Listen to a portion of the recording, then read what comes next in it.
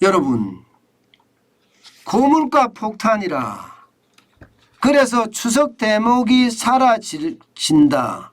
이 말이 사실이 될까요? 여러분 이거 한번 보세요. 이게 서울 가락동에 있는 가락시장 자판 시세입니다. 보시는 것처럼 1,000원, 2,000원 하던 열무가 4,000원까지 합니다. 4,000원. 그러면 이게 300% 오른 건가요? 물가가? 와, 장난 아니게 올랐습니다. 가락시장에 가면 좀 더 싸게 살 수 있을까 싶어서 사실 멀리서도 가락시장에 오거든요. 예, 가락동 농수산물 도매시장에 오거든요. 그런데 가격이 안 싸요. 예, 안 싸요. 심지어 말입니다. 예, 물건을 파는 상인들조차도요. 미안해하면서 팝니다. 미안해하면서. 왜냐고요? 싸게 받아야 되는데 이게 싸게 받을 수가 없는 게 현실이니까. 그만큼 말입니다. 지금 추석을 앞두고 이 물가가 심각하다 이런 생각을 많이 합니다. 실제 옥수수 있잖아요. 옥수수가 지금 어느 정도인가 하면요. 17,000원 정도? 예. 이게 옥수수를 이렇게 한망하면 크거든요. 굉장히 큽니다. 예, 한망하면 큰데 그게 아마 10kg 정도 될 거예요. 10kg 정도 될 겁니다. 그런데 지금은요. 23,000원 합니다. 23,000원. 단순하게 보더라도 6,000원이 올랐습니다. 6,000원이 올랐으면 30%가 넘게 올랐다는 이야기예요. 30% 넘게. 실제 제가 있는 곳이 가락시장과 굉장히 가깝기 때문에 저는 가락시장을 자주 들리는데요. 예, 가보면 진짜 놀랄 노짜입니다. 어저께 가보니까 손님이 없어요. 손님이. 이 자판에는 손님들 많거든요. 근데 날씨도 더워서 그렇기도 하거니와 손님이 진짜 없어요. 이 가락시장 자판대를 지나갈 때 말입니다. 보통 제가 갔던 시간이 보통 3시, 4시쯤 갔으니까 좀 사람이 없을 때이긴 해요. 그런데 아무리 없다고 하더라도요. 텅 빈 듯 그렇게 보이지는 않거든요. 그런데 텅 빈 듯 보이더라고요. 텅 빈 듯. 그 정도로 말입니다. 이게 심각하다. 그러니까 가락시장에 있는 사람들도 야 이러다가 추석 대목 사라질까 참 두렵다 이렇게까지 이야기합니다. 그도 그럴 것이 말입니다. 열무만 이렇게 오른 게 아니거든요. 실제로 보면 말입니다. 무 같은 경우도 일주일 사이에 오르는 게 20%, 배추는 70%, 파는 20.9%까지 오릅니다. 오이는 42%까지 오르고요. 그야말로 고물가가 폭탄 정도라고 이야기할 수가 있겠죠. 과일도 마찬가지입니다. 과일도. 사과가 40.0%가 올랐고요. 배도 20.5%예요. 포도도 49.0% 올랐습니다. 안 오르는 게 없다 이렇게 이야기합니다. 안 오르는 게 없다.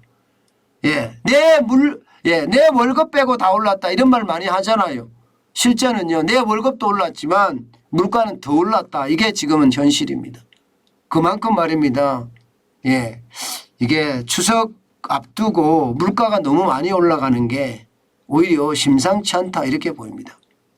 게다가 말입니다. 공산품 가격들 많이 올리잖아요.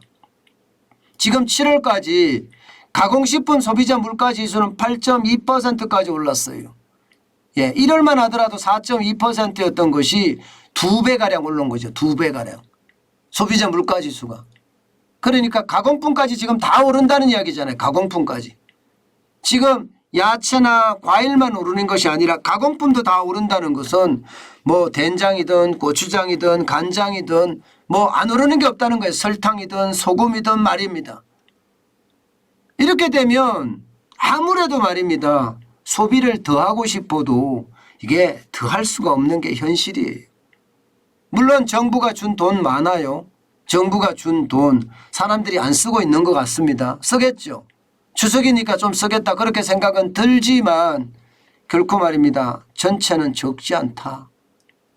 전체는 적지 않다. 왜냐? 적지 않다는 말은 돈을 많이 써야 된다네. 그러니까 많이 못 쓴다는 거예요. 결국 많이 못 쓴다는 이야기입니다. 이렇게 되면 여러분 이게 두 가지 최악의 상황을 가져갈 수도 있습니다. 하나는 이게 여러분 자영업자들의 사업 매출액이 푹 줄어들 수도 있어요. 굉장히 안 그래도 2019년부터 시작을 해보면 2021년 말까지 27.96%나 줄어들었잖아요. 자영업자 월 평균 사업 매출액이 3,394만 원에서 2021년 2,445만으로 떨어졌단 말입니다. 그런데 지금 상황을 쭉 돌이켜보면 여기서 또 떨어질 것 같아요. 2022년에는요. 실제로 말입니다. 2022년에 자영업자 매출 보면 현재까지 평균 한 13.3%가 떨어지지 않겠느냐 이렇게 예상을 하고 있습니다. 13.3%가. 예. 물론 매출액이 증가했다는 분들이 29.4%고 감소했다는 분들이 70.6%예요.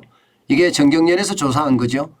예. 그러면 2022년에도 상황이 좋지 않다 이런 얘기가 되는 건가요? 그럼 자영업자가 안 그래도 어렵다고 했는데 더 어려워지는 그런 상황이 된다는 이야기죠. 또 하나는 이게 내수가 무너진다는 이야기가 돼요. 내수가. 지금까지 정부에서도요.